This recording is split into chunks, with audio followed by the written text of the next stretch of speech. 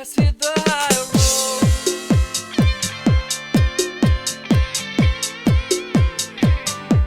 Let's hit the high road.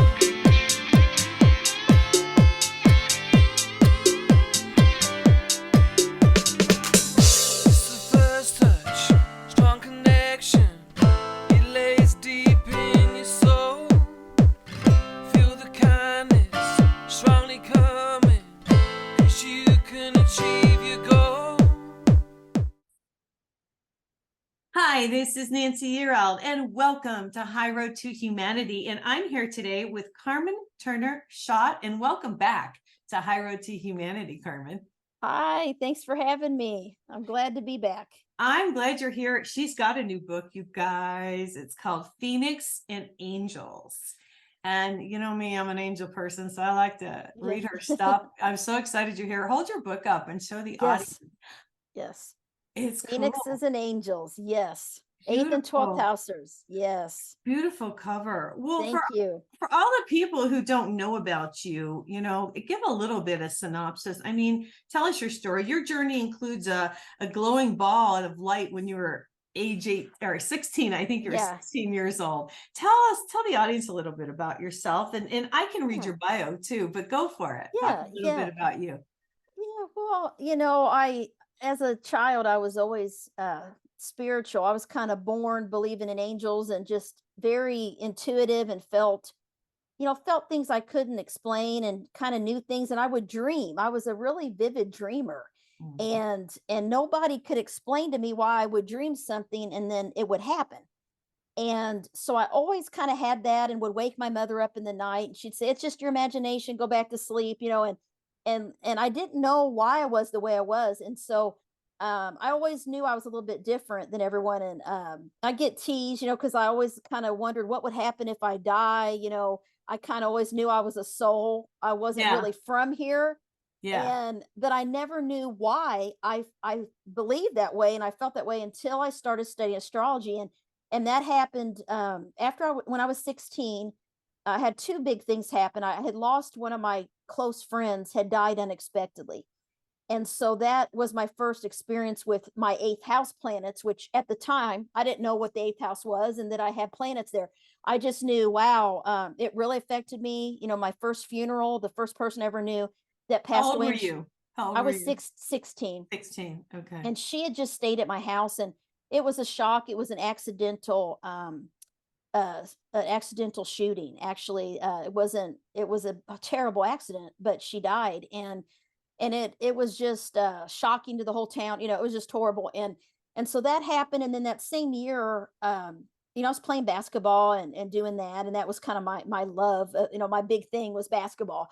And I woke up, I came back from a basketball game one night, went to sleep, woke up, and there was a glowing ball light in my doorway. And it was about this big, about like a softball. And it was yellow water, translucent. Like you could tell it was watery, like had a form. Right. And it went down the hall, would come back right in my doorway and float there. And I couldn't scream. I had no voice and I couldn't move. But you weren't afraid. I was afraid, yes. Oh, you were afraid. And Okay. and I was just talking about this the other day on a show, that I was afraid because it was the unknown. Right. And I was raised Baptist, and I really wasn't raised going to church, all the time. I go with friends. I always went to church with my friends and stuff, and my parents never really took us and things like that, but I love going to church, so it was just, I was just different. And Yeah. so I was afraid because I thought, is it an alien? What is this thing? And it was Yeah. just, now I wish I would have got up and walked to it, but I couldn't move. I was frozen and had no voice. I couldn't scream, I couldn't move. It's like it took my voice. I know it sounds strange. And I laid there and watched it for hours, it seemed. And I was just, the only thing I had control of was my mind, my thoughts. And that's what I remember. I couldn't move. I couldn't say anything. I was trying to yell for my mother, but nothing would come out. And her room was right across from mine, so she would be able to see in my doorway, right? But I ended up, it's like my mind, I kept saying, please don't have it come in my room. Please don't have it come in Yeah, my I room. remember you telling us And this before. and it never did. It would just stayed in my doorsill. And then I finally, it's like it released me and I yelled for my mother and she saw it. And she, for the first time, she couldn't deny she saw it too. And she said, I have no idea what it was. And it really bothered her. And no one could explain it. So I always felt like it was an angel or a spirit guide. That's what I believe. I don't think I know it wasn't bad, but of course, when you see something like that, you're going to be scared, when you're 16. I mean, if it happened to me now, I wouldn't be as scared. I'd still, afraid. You know what I was thinking as you were telling the story is maybe your mom saw it so she would ease up on being more understanding about your abilities. Well, yeah. I mean, you know what I mean? I want to read your bio. I sit back, you guys, and let me just tell you a little bit about Carmen Turner-Schott. She is a practicing licensed clinical social worker. She is an astrologer. She's a writer. She's a teacher with a national and international clientele. She's been working as an astrologer counselor and with victims of trauma for over 25 years, you guys. She's completed her master's of social work degree at Washington University in St. Louis, Missouri in 1999. And she's been researching the 8th and the 12th astrological houses for the past 25 years. And I'll stop there because that's what this book is about, is these houses. And I don't remember, you're going to have to refresh my memory. How did you finally figure out, and I want to rewind back to the 8th house on that death of your friend.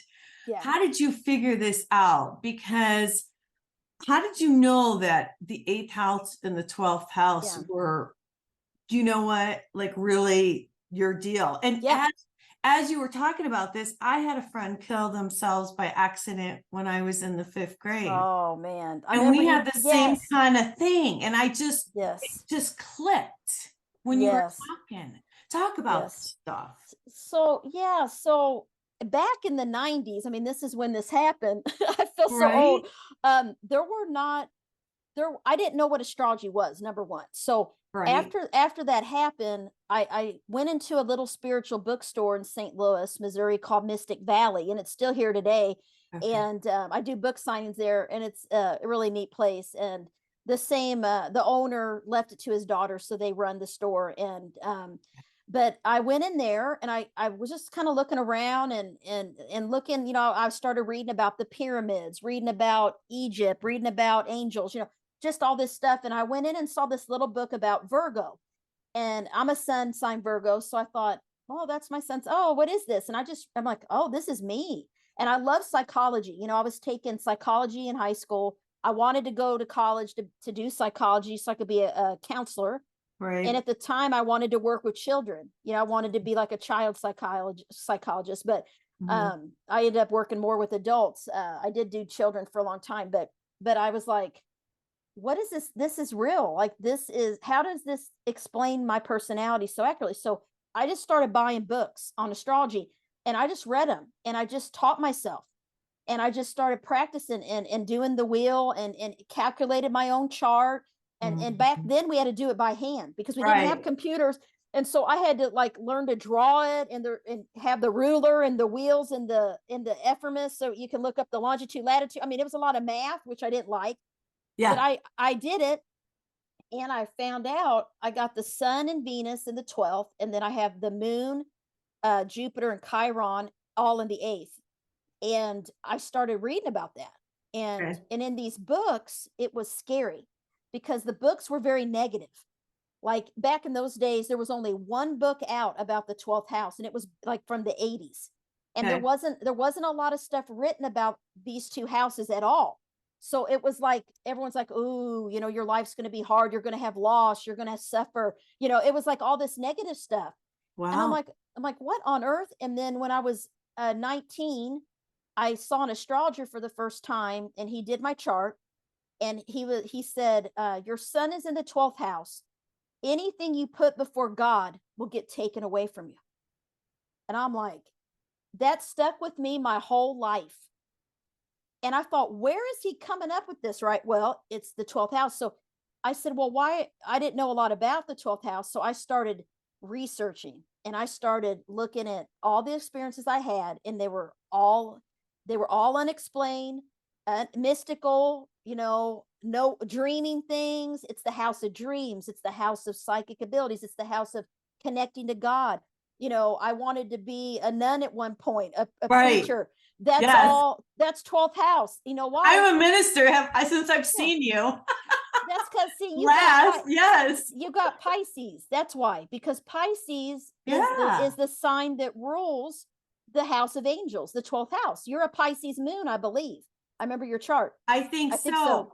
And I Yeah. want to say something. I wrote this from your book. Having planets placed in these two houses in the birth chart is special, and the individual will have an important mission. Mhm. And that really hit home with me because I have always felt, and we didn't talk about this last time you were on the show, personally, and you know, the audience can decide for themselves, but I've always felt like I'm on this mission. Yeah. Like I've Yeah. got this mission. And one other thing I Mhm. want to say, I just want to stop you really quick. The 12th house are people who are God's messengers. These are Mhm. earth angels. And you taught me this. And Mhm. I'm so glad you did, because there's so many of us. Yes. Yeah. We are here to bring God's message. I mean, can you expand? And Yeah. the 8th house, I didn't know so much about the 8th house either. Yeah. So I guess Yeah. I want to rewind a little bit. Like, how did you know it was those two specific houses, or did you just Yeah. start to read and then you're like, oh, okay, it's these two? Well, how I figured this out, I've been researching it for almost 30 years. I mean, honestly, like I started out with just seeing these patterns with clients, you know, when I do a birth Right. chart. Right. And at first, you know, at first you don't see a pattern, but then every time I do a chart with someone with the Same 12th thing. house sun, the 8th house, they would have these similar experiences. They would share with me. I feel like I'm not from Earth. I feel like I'm adopted. I don't feel like Yes. I dream things that happen. So like, oh my Yeah. God, has to do with these houses in the chart. And so I created Facebook groups when Facebook Right. first started, an 8th house group and a 12th house group. And they're still here today. I got I'm in your 15,000 12th people. house group. Yeah, that's my favorite group. That's my favorite group. We don't have a lot of drama in there. We have But I don't more know if I'm in the 8th, but after reading this, to be Yeah. straight with you, I Yeah. have to pull my chart out, because I'm going to be real upfront. I hate that I don't have the book yet, because I love reading the book, but it's on its way. But I will say, I want to go back to the 8th house, because that's where the Phoenix is. And the Phoenix, I wanted to say to the audience, the Phoenix, you know, they rise from the ashes and they have a rebirth. And I've just gone through this. So when I read that in your book, and it's lessons of healing, forgiveness, letting go, psychological insight, all of that made a whole lot of sense to me when I read this in your book. I can't wait to get into it a little bit further. Can you address that a little bit? Yeah. So the cool thing that through my research that I realized is that the 8th and 12th houses are similar. Right. They're different, but they're similar. So when you have planets there, there's a similar experiences, but they manifest a little differently. So if you think about this, Pisces is water sign. You know, they're the fish. They usually lack boundaries. They're empathic. They're wide open. They're creative. They're artistic. They're mystical. They're spiritual. They roll the 12th. The sign Scorpio is it's a water sign too, but Scorpio is ruled by Pluto. Yeah. Pisces is ruled by Neptune. Very different energy. Pluto is the planet of when nuclear power was created. Intensity, change, cataclysmic transformation. Isn't Pluto around right now? Isn't Pluto like in the mix right now? Yeah, Pluto. Not to get off the beaten path, but yeah. Well, Pluto, a big astrological thing that happened last year is that Pluto moved from Capricorn into Aquarius. Right. Okay. And then it moved back because, you know, the planets spin and it went back. But guess what? It's going to be going back. Yeah. And it's going to be in there. And it kind of moves in and out. And then when does it come back? When does it come back? It's this summer. It goes back in there. I have to look at the dates, but it's still not going to be fully in Aquarius for a bit. But when it is, it won't be leaving there for a long time, very long time. So years. Oh yeah, many decades. Because like when Pluto the last time Pluto was in Aquarius was when there was the French Revolution. See, now this says something. This is why I'm touching on this, because all this astrological stuff has to do with what's happening in our world today. Yes, it's cool because there's a video. I just saw a video someone posted. I'm like, yes, this is exactly it. It said, you believe in astrology, whether you know it or not. And it was a video about astrology is a part, it affects us every day. It's a part of science, Mhm. of the moon. The moon affects the tides of the ocean. Of course, it affects our emotional nature. And it's like, it was a really short, very good video to show that you can say you don't believe in astrology, but you do because you're living it. Well, It's yeah. affecting you. It's affecting you even if you believe it or not. You're being affected by it. Well, Yeah. this is might be a good point to talk about the new moon. There was a bright moon. I saw pictures of it. Yeah, the full New moon, York. super moon, It was a moon. super moon, and it just was the third, the fourth, the Yeah. third, and the fourth. I saw it. Yeah, it was this weekend. Yeah, and it was bright, and it was orange and round. There were lots of Mhm. pictures of it, Yeah. and it talked about Capricorn. What does this mean to Yeah. globally? Yeah. Like, what does this mean? Can you give us like a quick? Yeah, well, the moon changes signs every 2 to 3 days. Okay.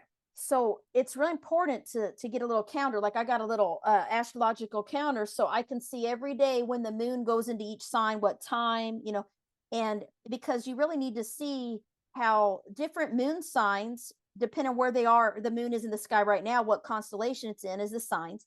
It affects us all differently. And so we call it the phases of the moon. There's a full moon, a new moon, Right. and the new moon it happens every month, and it's when you're supposed to kind of plan and set your intentions, Mm-hmm. and that is kind of what plays out at the next full moon. Okay. Okay, so when you have a full moon, number one, it's going to make people more restless, irritable, Mm-hmm. sleep problems, insomnia, heightened emotions, a little bit more sensitive than usual, and they might not feel good. They might just want to withdraw and not be around people. It affects everyone a little different, but most of the time you're feeling it. If there's a full moon, people know, and The then you'll look up. emotions are more intense, I feel like. Yeah, everything's heightened. Your Yes. emotions are heightened because the moon Yeah. rules the inner self, Yeah. and the inner emotions. So when the moon is in Capricorn, that is, that's the one that I don't really, I don't feel good during a Capricorn full moon, or when the moon is in Capricorn in general, because it's a very serious, heavy, responsible energy, like a heavy energy. I Okay. feel good like when the moon's in Gemini or Aries, and I'm like got all this energy. So you'll start noticing how it affects you. So when the moon, full moon in Capricorn, just means that everybody is feeling it, and they're going to be more focused on Capricorn issues. So that means they're going to be focused on work, their Mhm. goals, money, finances, success. What's going on at work, if they're not happy at work, or if they're looking for another job. They're going to be thinking about practical issues related to their career and to Okay. practical responsibilities.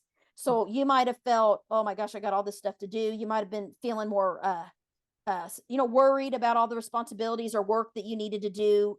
It kind of makes you feel super responsible. That's Capricorn. They're That's true. responsible. They're older. They act older than they are. When they're little, they feel older than they are. And they rule karma. Saturn rules them.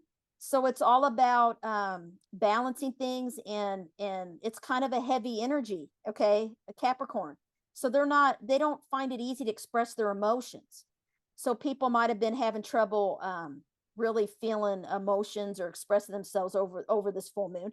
And then it'll shift out, and it's going to go into Sagittarius, and then we'll be feeling like we want to travel and go move around and get out of the house and do stuff, and then every 2 to 3 days it Yeah. changes. But the full moon is just a powerful time they say, to release the past, to let things go, and just to be kind of what do you call it, reflect. Just to Okay. reflect. That's what a full moon is. It's a time of Thank reflection. you. Thank Yeah. you. Well, I want you to talk more about the eighth house, because these are, I don't know so much about it, but what I wrote down was eighth house people forced to experience change. Mhm. That's, and I thought, wow, I could relate to that. And it's, talk about this. I mean, there's Yeah. the death of the self, the rebirth. It's like really, when I read this, I felt like, okay, this is like starting over. This is like a rebirth of a person, a new way of living, Oh, a it is. new way They of they thinking. Yeah. they feel like eighth house people feel like they die and are reborn, like their whole personality changes, what Yeah. they like, what they care about. It goes through these metamorphoses, it's the house of rebirth, it's the house of change, but it's also the house of healing. So that's what Pluto does. Pluto brings intense changes, but growth and healing. Okay. Neptune is the 12th house. Neptune brings mystical experiences, escapism, spirituality, mystical things, right? Okay. Wanting to withdraw from the world. That's, Pisces, 12th house. Escape from stress and responsibilities and just be in solitude. The 12th house is about solitude. It's about the levels of consciousness, the meditation, all those things that connect you to the soul. And the eighth house is where you have a wound. It's the house of trauma. Mhm. It's the house, because Pluto rules trauma. Pluto rules sexuality. So does Scorpio. So the eighth house, a lot of times people have issues with sexuality.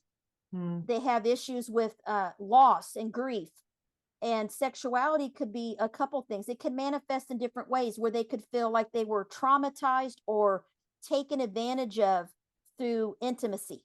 Mhm. Okay. So a lot of eighth house people feel they may not have been assaulted or sexually assaulted or abused, but they might feel that they were, or Okay. they might have been. And that's a common pattern, that they went through some type of trauma.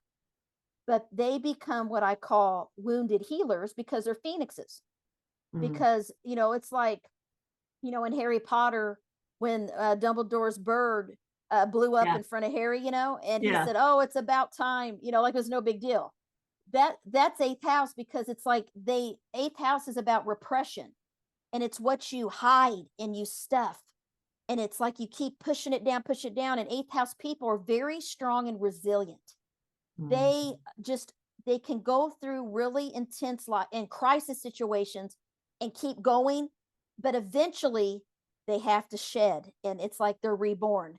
And they Yeah. come up a phoenix. And I also wrote an article about, it's in my book, Phoenixes and Angels, but it's about how eighth house people are like butterflies. So they're like a caterpillar that goes into cocoon. It comes out a beautiful brand new butterfly. But when it's in the cocoon, it looks pretty bad, right? It's ugly, it's harsh. It's like, oh my gosh, and then you're like, how is that ever going to be a beautiful butterfly, right? Yeah. But that's eighth house, because they're in the trenches, and they may hit rock bottom, but eighth house people always rise up again stronger. And what it is that because they get angry. It's that Yes. Scorpio. The Yes. Scorpio's like, hell no, I'm not gonna give up. I'm not gonna Right. let them hurt me. I'm gonna Right. get even, right? And so they're fighters. And so I Right. always say the eighth house is, to have eighth house planets is a blessing.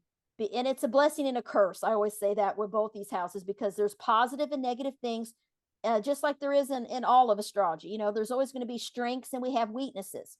But if you can utilize the strengths and see that, okay, this is why this happened to me, that's why I wrote this book.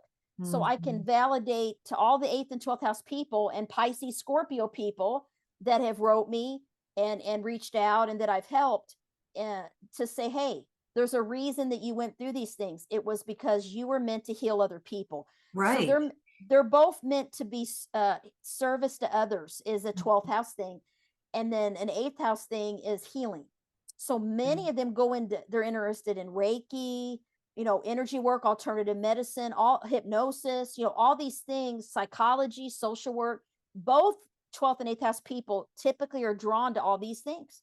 Well, it feels like, as you're talking and I'm listening to you, it just feels like they go hand in hand. So I'm thinking, I know I'm a 12th houser. I must have planets in the 8th house too, because what I'm thinking also is that as you're speaking, the people had to have both the 8th and 12th house so they would be more connected to God and to bring the message forth.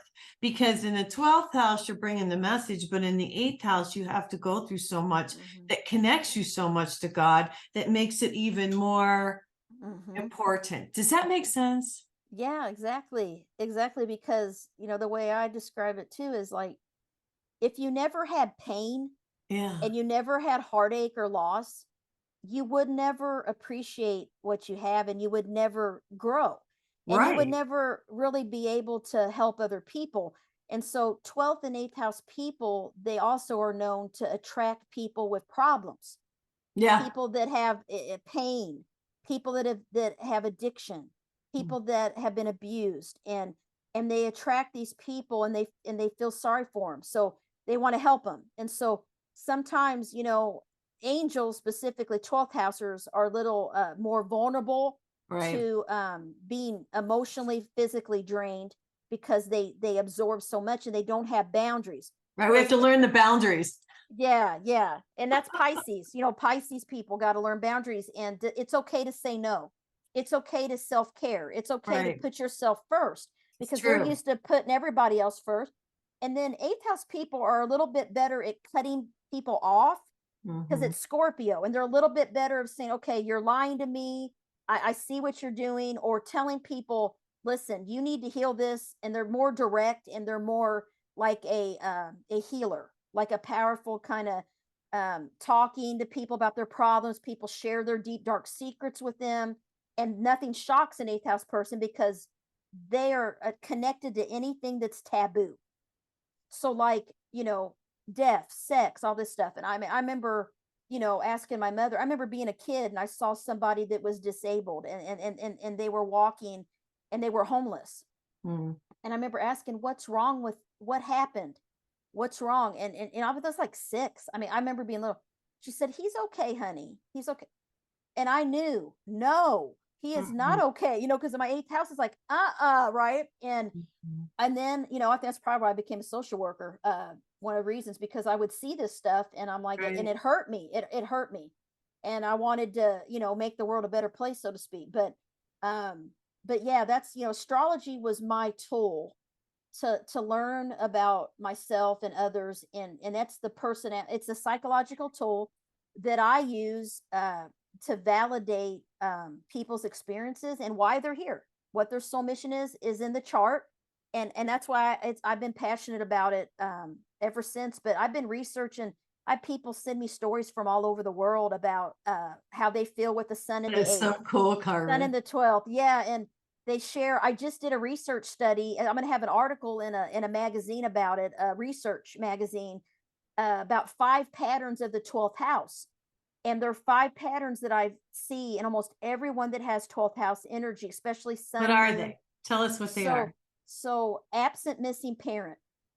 Oh, There's yeah. always a feeling. There's either a feeling of an absent, missing parent, or there is one of the parents isn't in the home, or they're Yes. not emotionally connected, right? They Right. just, like, they're there, but they feel like But they're their not parent. there. Yeah. Yeah, I can yeah. remember asking my sister at one point, maybe in the last 10 years, 15 years, I'm like, where was mom when we were little? Mm-hmm. Mm-hmm. Yeah. That's your Pisces moon too. Yes, See? you don't even realize. And she Yeah. just looked at me and she's like, she was there. I was like, no. Yeah. No. Anyway, go ahead. I'm just go Yeah. ahead. I'm Yeah. validating all this. That's one. Number 2 is addiction. Yeah. There's either addiction of a family member or a parent or themselves. Or Mhm. they draw people that in relationships, they could get involved with someone that has addiction, and That they has become addiction, codependent. like alcoholism or Yeah. okay. Yeah. Yeah. Yeah. It could be Yeah. any kind of addiction. Yeah. Work. It could be, where they're emotionally unavailable. It could be sexual addiction. It could be all kinds of stuff where they're having affairs Work. on you, all Yeah. kinds of stuff. And so they deal with addiction. That's the Yeah. other one. And they got to be careful about trying to escape through using those things too, because they're so sensitive, Mhm. because they use it to numb themselves. Okay. Mhm. And to relax, because they feel everybody's stuff, and Right. it can be depressing, Because right, they're and hard. empaths. They're empaths. Yeah. and they Yeah. can get anxious because they pick up other people's anxiety, right? Right. And so those are the two. Those are two of the five, and then there's psychic dreams. Oh Okay. yeah. Mm-hmm. Dreaming, sleep, dreaming of the future. Okay, at least sometime in their life, very common, 99%. And then of 12th house people tell me that, oh yeah, I dream all this stuff. They dream of all kinds of things. And I'm like, and then I knew I'm not alone. I met like thousands of people now, right? I used to think I was, but no, it's a 12th house thing. It's a Yeah. science, it's energy, it's the chart. Yeah. And so the other thing is that 12th house people always feel like they're an alien, or that Yeah. they're adopted or from another planet. Yeah. I could have swore I was adopted. Yeah. Yeah, because we have this natural belief in the spiritual and mystical world. Right. And it's kind of like we're born with one foot in the spiritual, one foot in the physical. So we always feel like we're not from here. And we know it's like we fell. That's why I call them angels or fallen angels. Yes. Because they fell from heaven or the spiritual realm to come to this lower realm of earth to be of service. Yeah, but So, Carmen, I yeah. just want to thank you because I want to tell you something. There's a lot of people out there. I'm not the only one. You talk about the thousands who send you messages, and it's comforting to know, you know, that I'm not the only one, and you're not the Yes. only one, and that all these characteristics that you're talking about, you know, you get older and you start to realize, and it's almost, I mean, it's good to know. It changes you when you know the truth. You know what I mean? Don't you Yes. think? Yes. Yes. I mean, you've helped me a lot just coming on Thank the you. show and, you know, talking about this. I'm sure you've helped so many people. Yeah, I just try to validate, and then people will hear me on these shows about, the 12th house books and this book, and they'll email me for their chart, and I'll pull it up, and they have a ton of 12th house, and they're like, I've never had my chart done before. What is this? And I just, did a couple charts this weekend, and didn't know anything about them, never met these people, and I just started telling them. They're like, you just explained my whole life. Like, then Yeah. they felt like, oh my gosh, and they got emotional. So I use it to validate what you already know. I mean, when Yeah, I but do your chart, sometimes you need that validation. Like growing yeah, up thinking you were adopted, Yeah. you know, and I knew I wasn't, but why did I feel that way? And until Mhm. you talked about it on the show, Mhm. it would be why we feel that way. Mhm. You know, if people want Yeah. to have their charts done, how do they get in touch Yeah. with you? I know you have a really cool website. Yeah, I got a new website, Oh, you have Carmen a new one. Turner-Schott. Yeah, CarmenTurnerSchott.com, Okay. www.CarmenTurnerSchott.com. I think it stood up in the fall, and I've been Oh. trying to, add things. It's a whole new setup. So just my name, Carmen Turner-Schott, SCHOTT.com. Okay. And then I'm on Facebook as Deep Soul Divers Astrology, and then Carmen Turner-Schott Writer. I'm on Instagram, Carmen Turner-Schott Author. Love for you to follow me. And I'm on YouTube. I have a YouTube channel, which is my name, Carmen Turner-Schott. And you Cool. can subscribe. And I try to post, my books. And right now, a cool thing I got going on, which has kept Yeah. me busy. I've been Yeah. doing hundreds of charts. Is that I got a free gift on my website. Okay. So when people go on, there's a pop-up, you sign up to join my mailing list, and I send you your birth will and report. And I've been popping those out. I mean, I've been getting people, from all over the world. So I've been, and I'm sending them, to their email because they're filling out the free gift. And Right. I'm going to have to do it because I knew you did that Yeah. for me, but I didn't have a chance to look for it. And that was so nice of you to do Yeah. that. Well, I want to talk a little, we've got a couple more minutes. I want to talk a little more about the book before we get out of here today. How Sure. long has it been out? What's been the reaction? Talk Yeah. a little bit about this. It's such a cool Yeah. book. Here's the cover. Phoenix and Angels. I love John Hunt does such a wonderful job on the covers. Oh my God. Cause I tell him you pick from images, but I'm like, I want an angel and a phoenix and something astrology on it. And I mean, I told him, I didn't even tell him that it's like they always come up with an amazing cover. So True. as soon as I saw it, I'm like, oh, that's it. That's it. So it just released on the weekend. It was like Oh July my 1st. gosh. Oh my gosh. Yeah, Congratulations. thank you. So the thing about publishing that I learned, Yeah. and no one ever tells you this stuff, is that how important pre-orders are. Right. So, and Gavin, who's been helping me, hey, let's get these pre-orders, let's, really market, and because what it does is it changes these Amazon algorithms. It gets your book, searchable. I mean, Oh, it okay. affects the success of your book to get pre-orders. And I felt strange asking people, will you pre-order? Because, because they don't get it right away. I mean, and pre-orders are open for almost a year before the book releases. And so I've been marketing to try to get people to pre-order.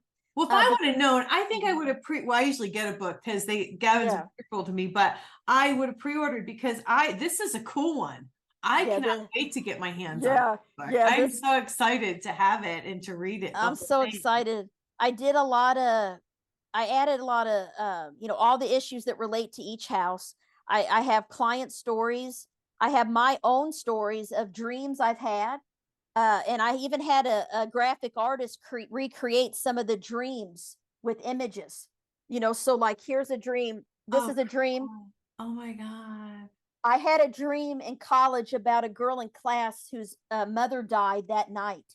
And I dreamed it the night her mother died. And it was a very intense experience I had, where she was crying coming towards me, and I saw a coffin and all these people, and I woke up and I was sweating, and I went back to had the dream again, and I woke up and knew her mother had passed. I didn't even know this girl, but we had argued about religion that night before I went back to the dorm. We were in a social work class, and she was kind of being judgmental of one of the guys in the class and told him he was going to go to hell. Oh gosh.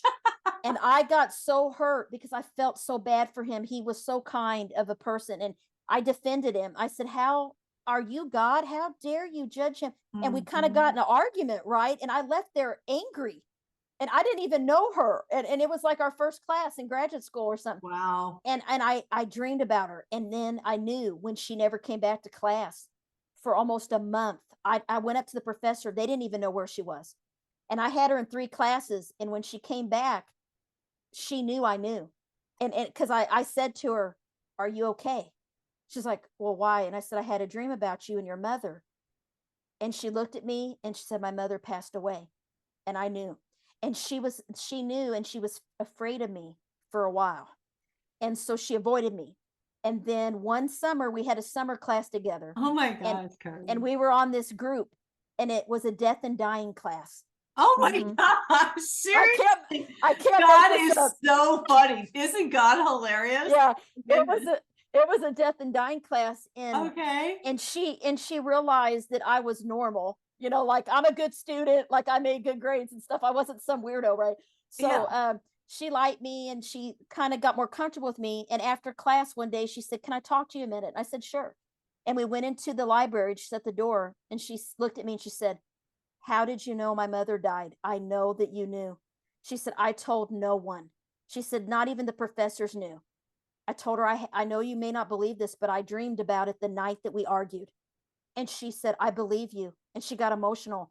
Oh. And I said, I think the reason that I dream things sometimes, and I can't explain it. I told her, I said, but I think it was God's way of opening your mind up to that there's more to life than what you've been believing. And then she shared with me her husband was a preacher. Oh. Yes. And so she was a preacher's wife, and Oh, he that's and why. I met him, and her and I became friends. She came to my wedding. Yeah. I mean, God bless. Yeah. so it ended up being a really wonderful thing. But man, it was an intense dream. And I talk about it in here. I had him try to recreate it.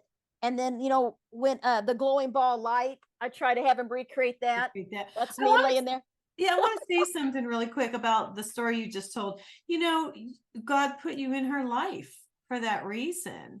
Mm-hmm. So she could learn that lesson, because she was going down a path that she thought was good and it wasn't. Isn't that interesting? She had to look at a brighter or broader perspective, and you gave her that. And Isn't that cool?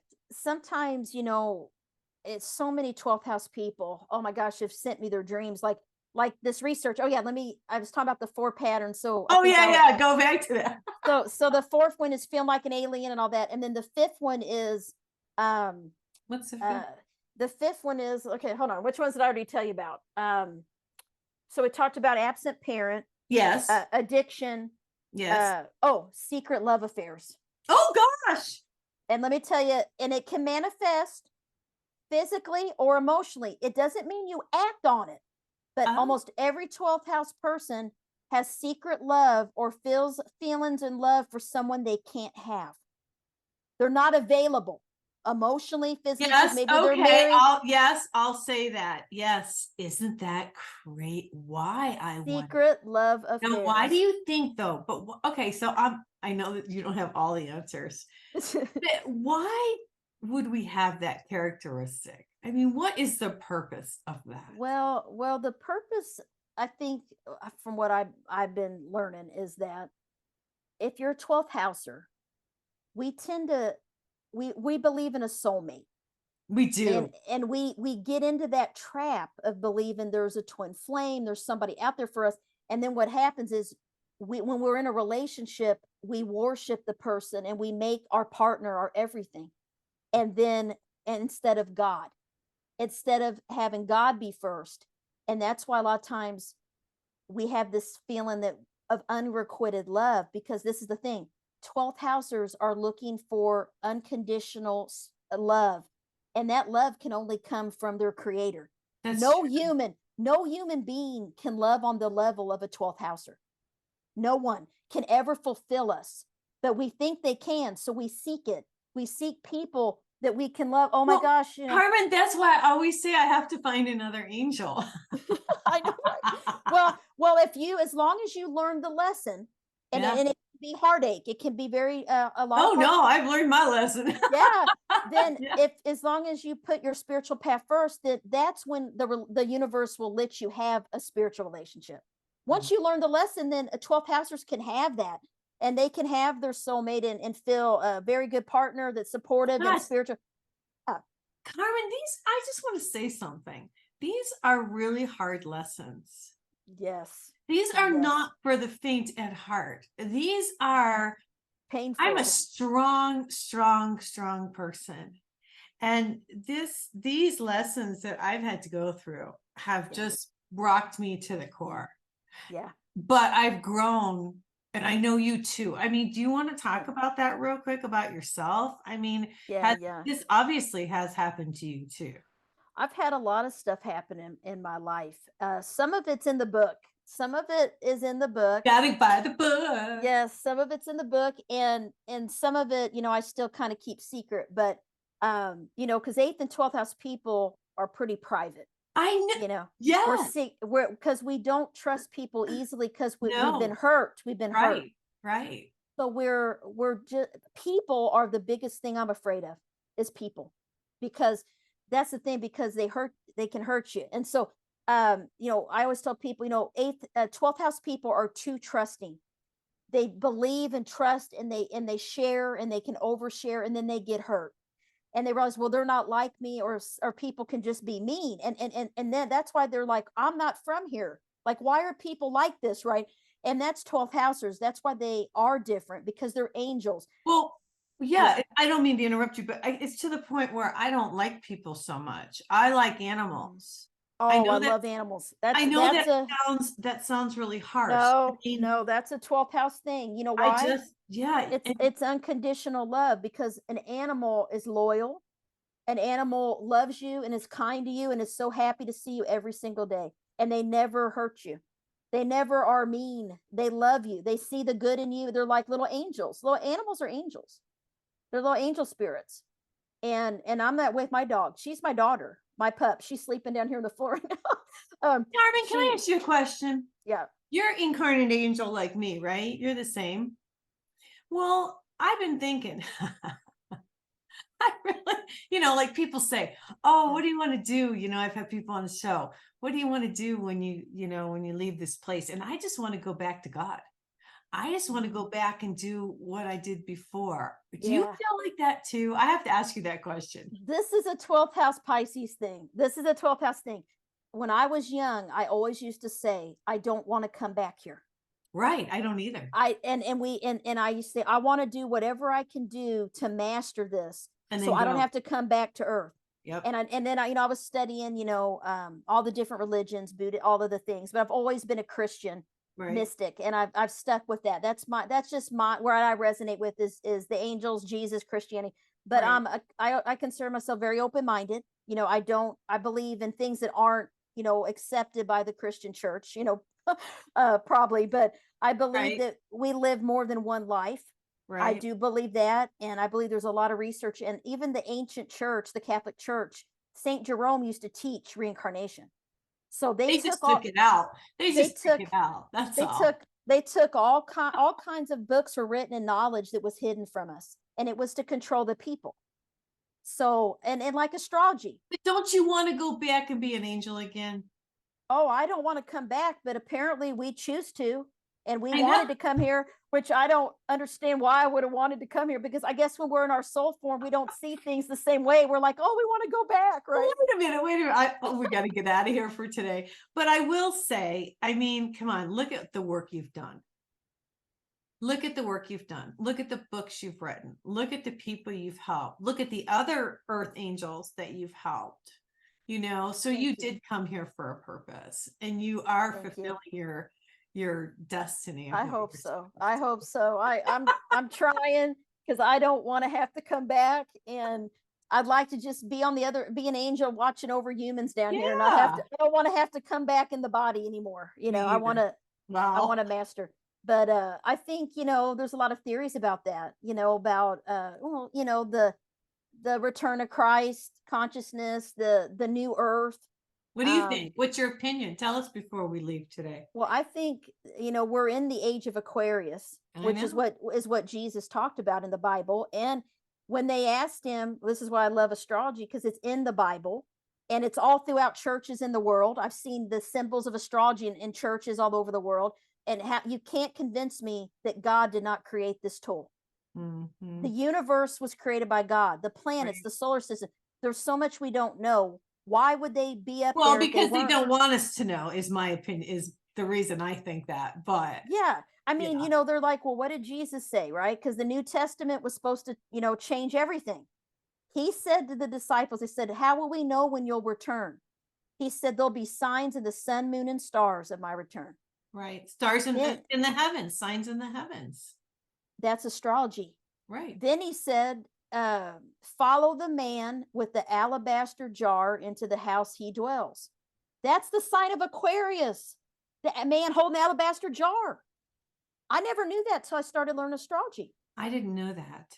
I have a whole little research articles I wrote So about that is. So he does say it is, because I know it is. How do you feel intuitively? I feel like we've got a couple more years before things really get crazy. What do you think? Well, there's so many theories. I'm hoping that a lot of us that we won't be here. We'll ascend. The ascension, or whatever they talk about, the ascension. In the There's Bible? a lot of there's all kinds of theories and videos out there on YouTube about the ascension and the different souls, and Think we'll just go up? We think we'll beam us up? Like it'll be like a different like a veil. Like it'll be earth, the earth will be here, but we won't be in this realm. It's interesting. Weird, no. I'm excited. Are you excited? Yeah, I mean I think that people are going to need people like us that are open-minded, because this is a whole nother show. But there's a lot that we don't know, and there's a lot of theories that there's different civilizations, and that we, how did we really start on Earth? Right. There's a lot of like the Rh negative factor, the whole theory about that. They don't know where Rh negative blood came from. It did not come from here. So, and they believe it came from that somebody visited Earth. But if you think about it, these are just things. Think about, when Mary just all of a sudden got pregnant, right? Miraculously. Then when Jesus was on and the Mount of the Sermon on the Mount, when they went up, he came out of the sky in a bright light. Right. So he came out of a ship.